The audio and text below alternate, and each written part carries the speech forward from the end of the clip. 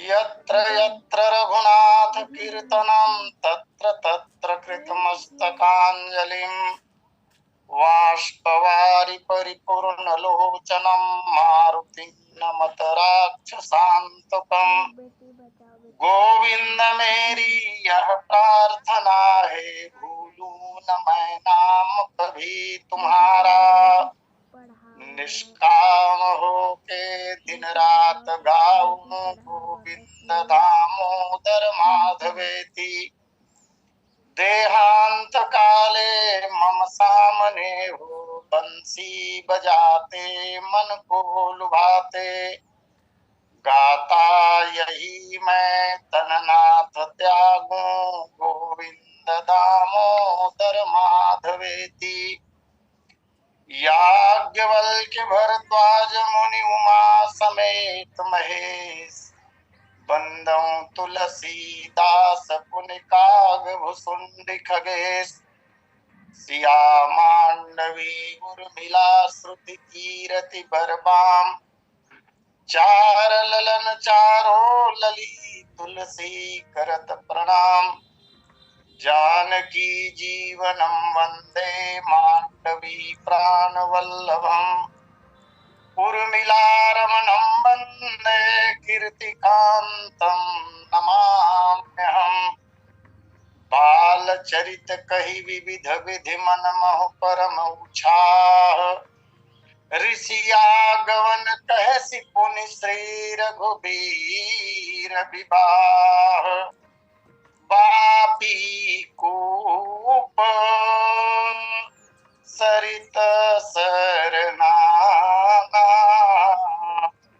सलील सुधा सम मणि सोपाना। गुंजत मंजू मत्तरस भृंगा, कूजत कलबहु बरन विहंगा। भवरोग ग्रसे जन जीवन पे, प्रभु प्रेम सुधा बरसावत मानस। जो पशु तुल्य भये जग में, दिन मानुष फेरी बनावत मानस। रंक राजेश करे पल एक में, मानस रोग मिटावत मानस। जानकी राघव के पद पंकज, मानस माही बसावत मानस। बोलिए सियावर रामचंद्र की जय। परमाराध्य प्रभु श्री सीतारामचंद्र जी महाराज, भगवान बोध भवन शंकर जी, श्री सीताराम जी के चरण कमलों में नित्य अनुराग रखने वाले हनुमान जी महाराज एवं कालजयी ग्रंथ श्रीमद्मानस के रचयिता पूज्यपाद गोस्वामी जी महाराज, श्री राम कथा सत्संग से जुड़े हुए समस्त समादरणीय महान भावों, अर्चनीय वंदनीय पूजनीय माताओं तथा बहनों, इस पावन कार्यक्रम के संयोजक एवं संचालक आदरणीय पटेल जी, आज के प्रथम लिंक के कथा व्यास पूज्य चरण पंडित द्विवेदी जी महाराज एवं तृतीय लिंक में जिन्हें हम सुन पाएंगे बहुत ही आदरणीय भाई योगेश बंधु जी। आइए प्रभु श्री राम की असीम अनुकंपा से जो समय प्राप्त हुआ है उसका सदुपयोग करने का प्रयास करें। कल कथा के क्रम में हम लोगों ने दर्शन किया था जनकपुर की रम्यता का। भगवान श्री रामचंद्र जी महाराज विश्वामित्र जी के साथ मुनि मंडली भी है, लखनलाल जी महाराज जनकपुर के निकट पहुंचते हैं। दूर से जनकपुर की जो रम्यता भगवान ने देखा उसी का वर्णन गोस्वामी जी महाराज ने किया है। पूर्व रम्यता राम जब देखी, हर से अनुज समेत विसेखी। जनकपुर की रम्यता को देखकर भगवान विशेष रूप से लक्ष्मण जी के साथ आकर्षित हो जाते हैं और जनकपुर में जो नदियां, तालाब आदि हैं, कुएं, बावड़ी, उसका वर्णन करते हुए गोस्वामी जी महाराज कह रहे हैं, वापी कूप सरित सरनाना, अनेकों बावलियां, अनेकों कुएं, नदियां और अनेक तालाब भगवान ने देखे, जहां सलिल सुधासम मणि सोपाना, सभी जल स्रोतों में जो जल भरा हुआ है वो अमृत के समान है और सभी जल स्रोतों में मणियों के सोपान अर्थात सीढ़ियां बनी हुई है। मणियों की सीढ़ियां, इससे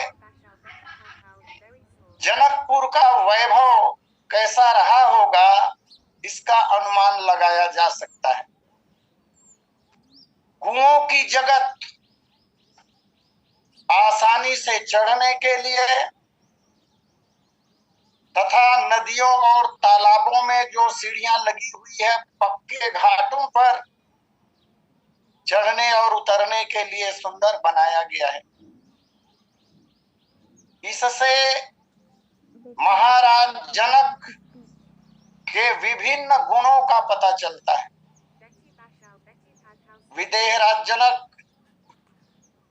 की राज्य व्यवस्था, जैसा कि कल हमने कथा के क्रम में पाया था, बाहर से विचार करने वाले लोग यह सोचते होंगे कि जो राजा स्वयं विदेह है, जिसे अपने देह का भान नहीं,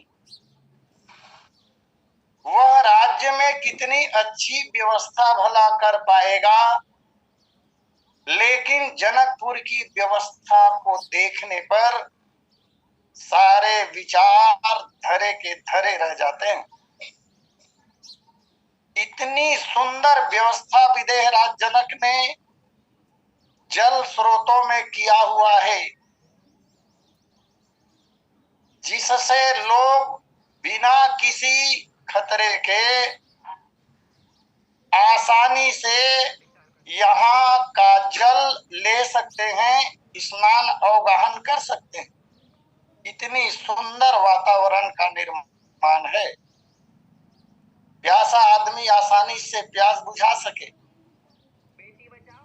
सीढ़ियों से उतरकर जल का भली प्रकार से उपयोग कर सके। इससे पता चल रहा है कि विदेह राज जनक कितने दूरदर्शी रहे होंगे। दूरदर्शिता, प्रजापालक राजा और उनकी लोक हितकारी मनोदशा, धार्मिकता और वैभवशाली महाराज का राजकोष, भरा पूरा राजकोष ही ऐसी उत्तम व्यवस्था कर सकता है। और वर्णन तो ऐसा भी प्राप्त होता है कि जनकपुर में आज भी बड़े बड़े तालाब, जल स्रोतों में, विभिन्न जल स्रोतों में स्नान करने के अलग अलग फल कहे गए हैं।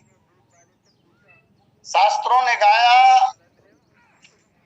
प्रवाहे सतधेनुश्च तटाके 10 धेनुकम कूपवाप्याम गृहे स्नानम तु केवलम। इन जल स्रोतों में सबसे अधिक पुण्य होता है नदियों में स्नान करने का। प्रवाहे सतधेनुश्च, प्रवाहित जल में स्नान करने पर 100 गौदान का पुण्य होता है। महाराज कितने विचारवान हैं। उनके नगर में रहने वाले सामान्य लोग भी मणिमय सीढ़ियों से उतरकर आसानी से इन नदियों में स्नान अवगाहन करके प्रतिदिन 100 गौदान का पुण्य अर्जित कर सके। प्रवाहे सत धेनुश्च तटाके 10 धेनुकम। तालाब में स्नान करने पर एक दिन में 10 गौदान का पुण्य माना गया है।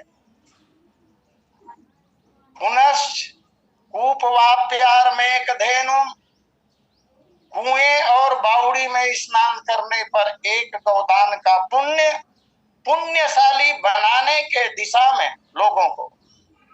विदेहराज जनक जी का कितना सुंदर प्रयास। अन्य स्थानों में तो ऐसा देखने को मिलता नहीं। आज भी जनकपुर में बड़े बड़े तालाब विद्यमान हैं। ग्रंथकार ने उन तालाबों का नाम भी दिया, रत्न सागर, बिहार कुंड और अग्नि कुंड। ये जनकपुर के मणिमय सीढ़ियों वाले बड़े तालाब है।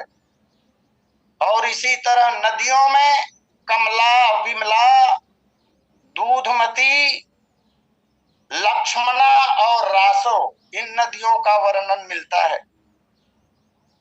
इन सभी जल स्रोतों में जो जल भरा हुआ है वो अमृत के समान है। मुख्य रूप से अमृत में 2 गुण पाए जाते हैं। मुख्य रूप से 2 गुण अमृत में पाए जाते हैं। एक तो स्वाद और दूसरा संतुष्टि।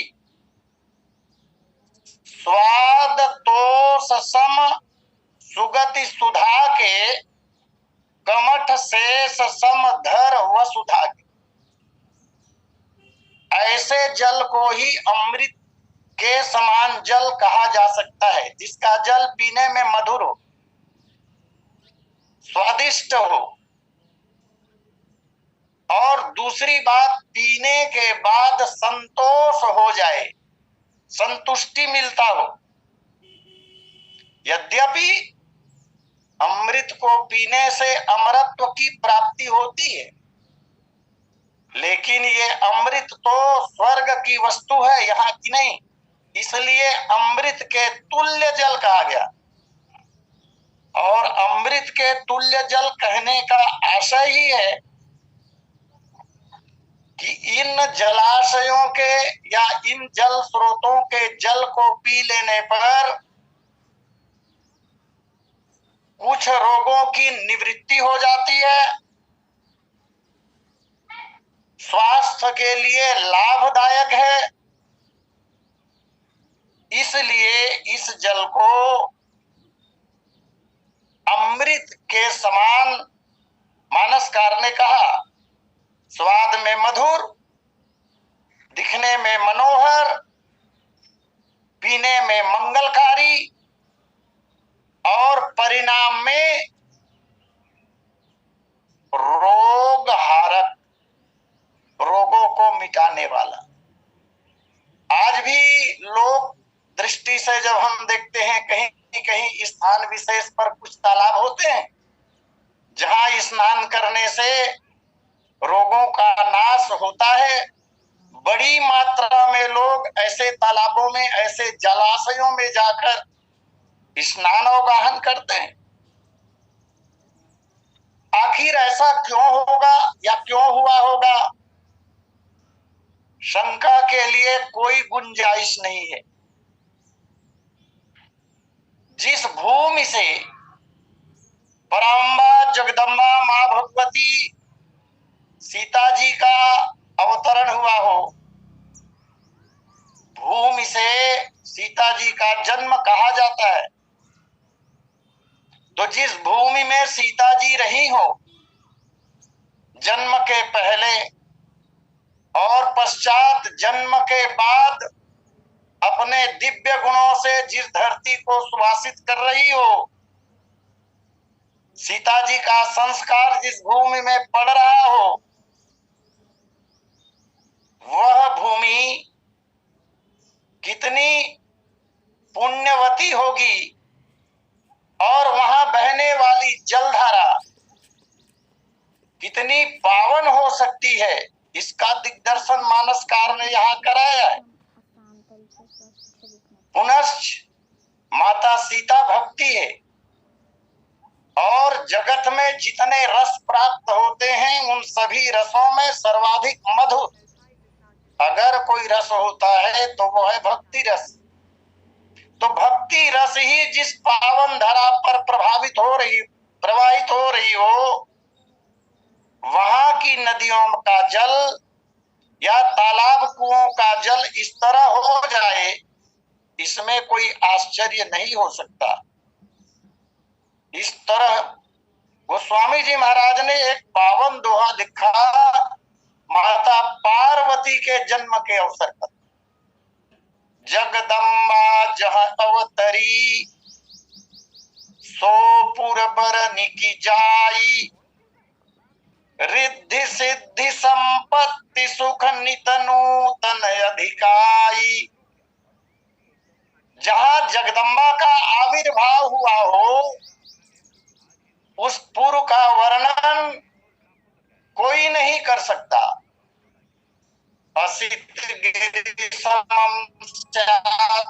जलम सिंधु पात्रे सुरतरुवर शाखा लेखनी पत्र मुर्वी, लिखत यदि गृहीत्वा शारदा सर्वकालम, तदपि तो गुणानाम ईश पारम न याति।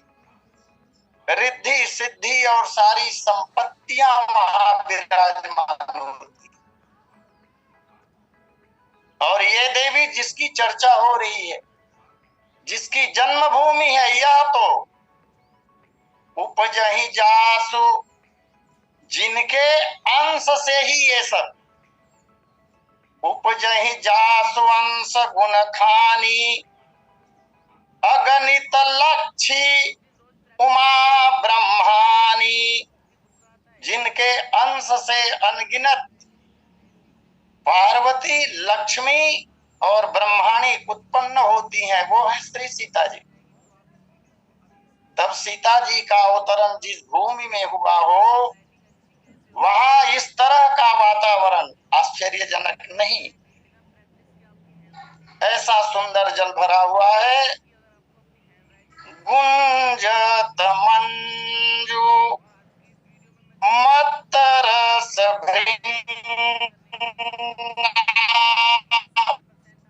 कूजत कल बहु बरन बिहंगा। मकरंद का पान करके रस पीकर मतवाले भौरे सुंदर गुंजार कर रहे हैं। बहुत रंग बिरंगे पक्षी सुंदर मधुर शब्द भी कर रहे हैं। यहाँ विचार करने पर ऐसा लगता है कि जब पक्षियों और भौरों का वर्णन गोस्वामी जी महाराज ने किया तालाब आदि के बाद, पहले तालाब, बावड़ी, कुआं, नदी और इसके बाद वर्णन कर रहे हैं भौरों के संबंध में, पक्षियों के संबंध। तो भौरे और पक्षी जब मकरंद का पान कर रहे हैं तो इसका तात्पर्य तो है कि कमल है, लेकिन कमल का वर्णन गोस्वामी जी ने बाद में किया, भौरों का वर्णन पहले किया। इसके आगे की पंक्ति में कमल का वर्णन गोस्वामी जी महाराज करेंगे। प्रश्न उठता है कि पक्षी और कमल का वर्णन करने के पूर्व भौरों का वर्णन क्यों, कमल का वर्णन बाद में क्यों? तो मानस मनीषी लोग, विद्वान लोग ऐसा कहते हैं कि भाई जो चीज देखी जा रही है, दृष्टि में जो चीजें आ रही हैं, उसी क्रम में वर्णन हो रहा है। कुछ भौरे मकरंद पान करके आ रहे हैं, कुछ मकरंद पान करने के लिए जा रहे हैं, और भगवान तो अभी थोड़े दूर हैं नगर से। फिर कमल खिलता है तालाब में। तालाब चारों ओर मेड़ से घिरे होते हैं, और उसके अंदर में जब कमल खिला हुआ होगा तो दूर से कमल दिखाई देंगे नहीं। जब निकट जाएंगे तब कमल के फूल दिखाई पड़ेंगे, तब गोस्वामी जी महाराज उनकी चर्चा करें।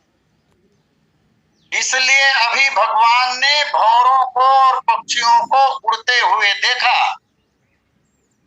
और इसलिए वर्णन कर दिया गुंजत मंजू मत रस भृंगा। कमल के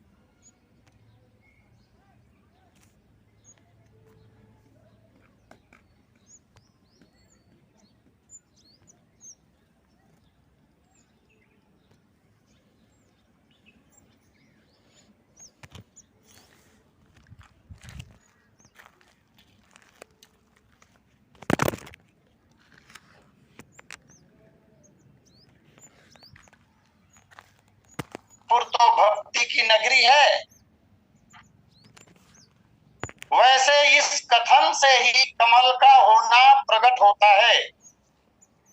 विकसे सरसिज नाना रंगा मधुर कुंजत बहुभृंगा। अब बारी है पक्षियों की।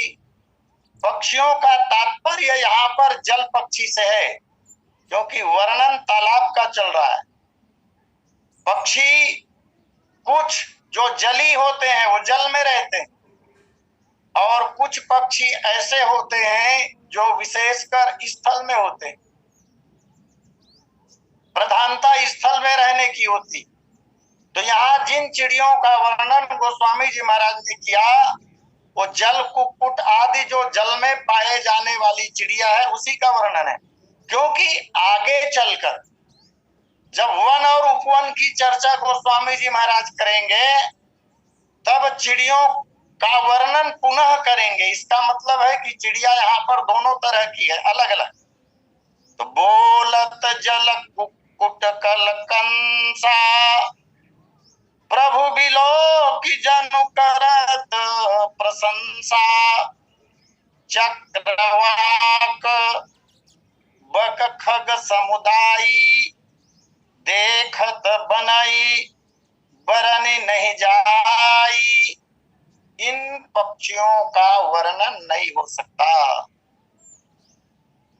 एक निवेदन और, भंवरे और पक्षी ये दोनों कमल के स्नेही होते हैं, दोनों कमल के स्नेही होते हैं। इसी कारण से भंवरों का गुंजार और चिड़ियों के चहचहाहट के बाद गोस्वामी जी महाराज अगली पंक्ति में कमल का वर्णन भी करते हैं। बरना बरना विकसे बन जाता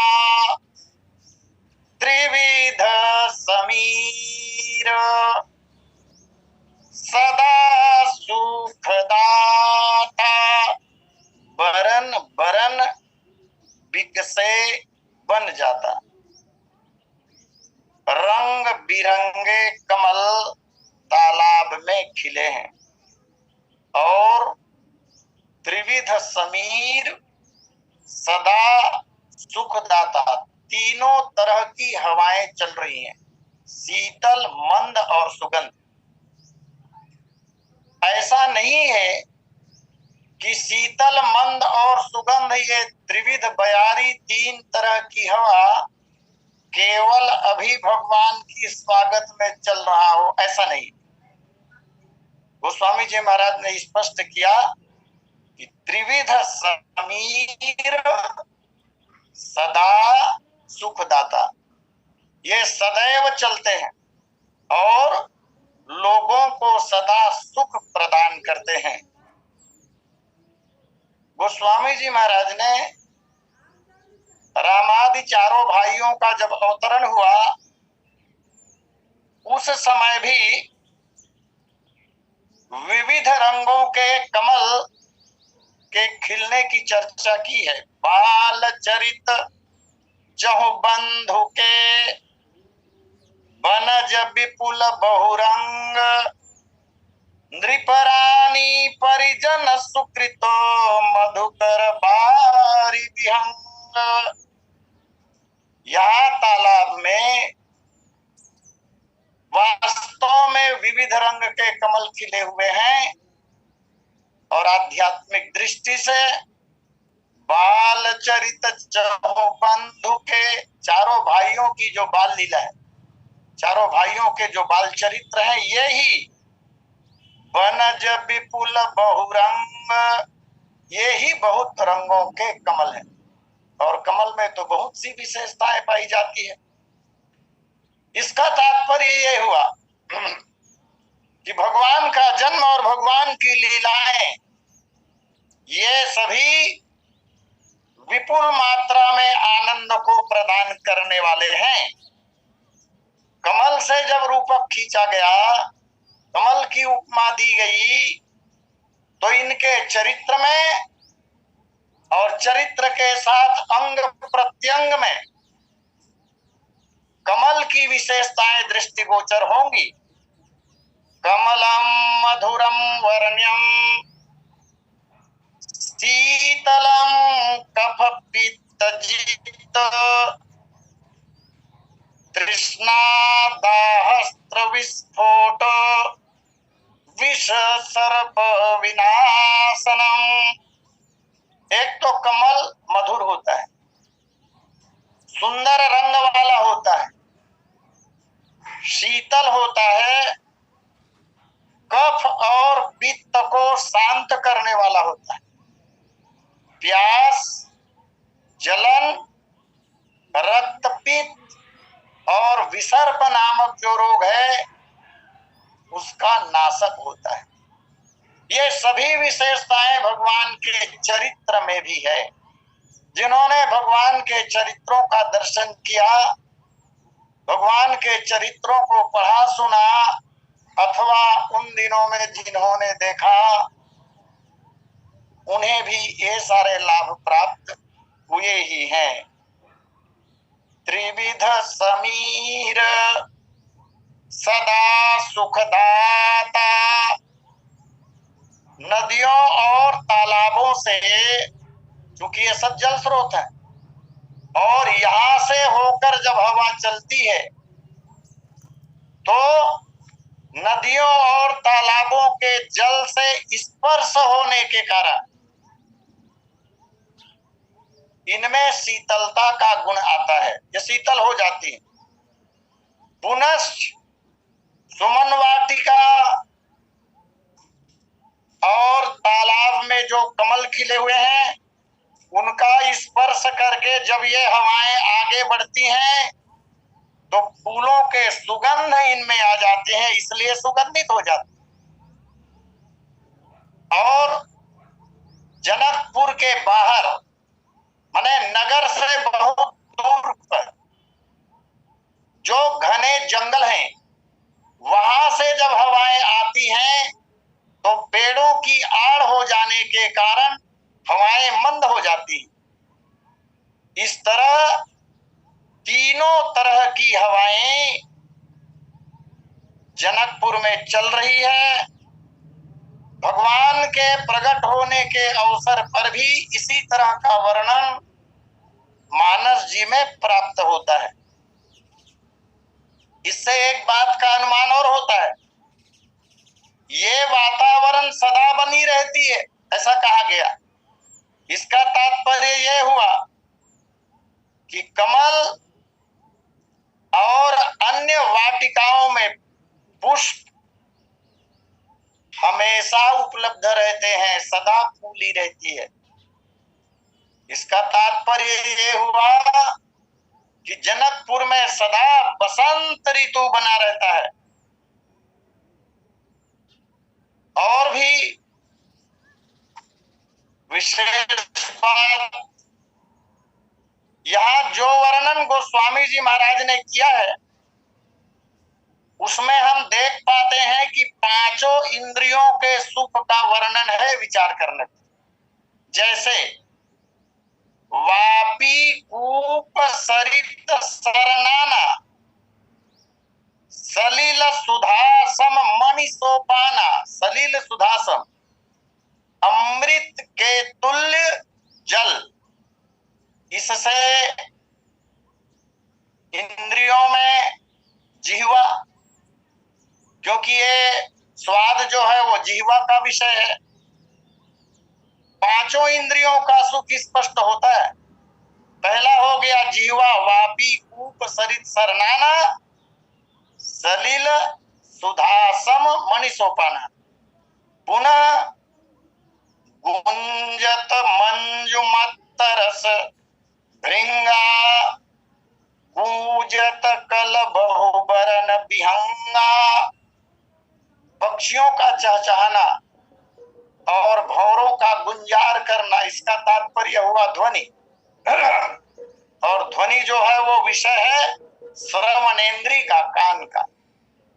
ये हो गए दो। बरन बरन बिक से जल जाता, सुंदर विभिन्न रंगों के कमल जो खिले हुए हैं, ये नेत्रों का विषय है। और खिले हुए कमल को देखने से नेत्रों को सुख मिलता ही है। तो जीवा, श्रवणेन्द्रिय और नेत्र। पुनः कहा गया त्रिविध समीर सदा सुखदाता। तीन तरह की हवाएं जो चल रही हैं, ये नासिका और त्वचा के विषय हैं। त्वचा से जब वायु का स्पर्श होता है, सब जानते हैं, अनुभव इससे होता है। और सुगंधित हवा, सुगंध युक्त हवा, ये नासिका का विषय, सुगंध नासिका का। इस तरह पांचों जो इंद्रियां हैं वो यहाँ तुष्ट हो रही हैं। और क्यों नहीं होगा? ये भक्ति देवी का नगर है, यहाँ पांचों इंद्रियां संतुष्ट हो रही हैं, पांचों इंद्रियों के विषय उपलब्ध हैं। और दूसरी ओर अयोध्या में चलकर अगर भगवान राम का जन्म देखें, जो अभी जनकपुर में विराजमान है, तब गोस्वामी जी महाराज ने वहां भी 5 बातों का होना लिखा। जोग लगन ग्रह बार तिथि, सकल भय अनुकूल, चरयरु अचर सुहर्ष जुत, राम जन्म सुख मूल। तो अयोध्या में इन 5 तत्वों का होना, जबकि कभी होते नहीं है। जोग लगन ग्रह बार तिथि सकल भय अनुकूल, कभी अनुकूल नहीं होते, हो भी नहीं सकते। कोई ना कोई तत्व प्रतिकूल होगा ही। लेकिन यह वातावरण केवल भगवान श्री रामचंद्र जी महाराज के प्रकट होने के अवसर पर अनुकूल होते हैं। और दूसरा एक अवसर और आया है जहां पर 5 बातें अनुकूल हो गए। वो कब? तो जब मानस जी की रचना गोस्वामी जी महाराज कर रहे थे, तब जो स्थिति राम जन्म की थी वही स्थिति मानस जी की रचना के समय थी। ऐसा गोस्वामी जी महाराज ने कहा। दो अवसर आते हैं। मैं निवेदन करूं, जोग लगन ग्रह बार तिथि सकल भय अनुकूल, चर अरु अचर हर सजुत राम जन्म सुखमूल। इसमें भगवान श्री रामचंद्र जी महाराज का प्रभाव, अन्यथा सभी अनुकूल नहीं होते, जैसा मैंने कहा। और जनकपुर में जो 5 इंद्रियों के विषय सुख प्रदान कर रहे हैं, ये भक्ति देवी का प्रभाव। और भक्ति देवी और भगवान दोनों का संबंध, श्री सीता जी और श्री राम जी तो गिरा अरथ जल बीच सम कहियत, भिन्न न भिन्न बंदों सीता राम पद, जिनहि परम प्रिय खिन। आज ऐसा लग रहा है कि भगवान श्री रामचंद्र जी महाराज का अभिनंदन करने के लिए ये 5 ज्ञानेंद्रियों के विषय मानो एक साथ जनकपुर में भगवान का स्वागत कर रहे हैं। वैसे जब जब भगवान इस धराधाम पर आते हैं तब तब प्रकृति देवी जो है वो भगवान का स्वागत करती ही है, इसलिए आमूल चूक परिवर्तन हो जाता है। शीतल मंद सुरभि बहबाऊ, हर्षित सुर संतन मन चाऊ,